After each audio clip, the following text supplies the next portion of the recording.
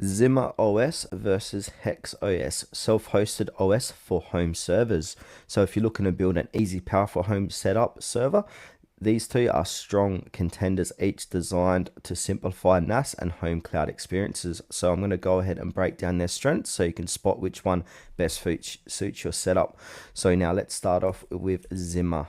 So Zima is a fully fledged personal cloud operating system preloaded on devices like the Zima Cube, built on a simple, intuitive UI. It helps both beginners and professionals manage data seamlessly.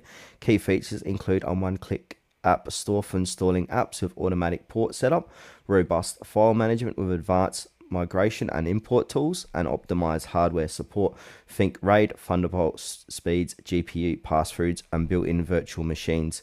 Secure peer-to-peer remote access via the Zima client makes managing your server and sharing files frictionless, even from afar. Now, next is a designed to simplify and live in the true NAS experience, offering user-friendly setup and management wrapped in a sleek interface. It includes anywhere access management, live updates, notifications, email, SMS, and automation workflows. It's powered by the reliability of true NAS and ZFS. Users get enterprise-grade storage features without heavy configuration.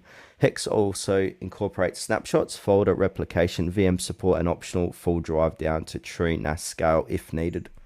ZimaOS excels in delivering a polished full-stack cloud experience, especially appealing if you have value one-click functionality, hardware acceleration, and seamless remote access.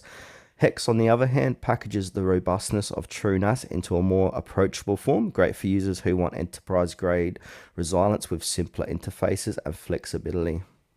So choose ZimaOS if you want a cohesive hardware optimized self-hosted cloud server with powerful tools right out of the box, or go with HexOS if you prefer the reliability of true NAS and ZFS along with easy access and strong NAS capabilities in a user-friendly package.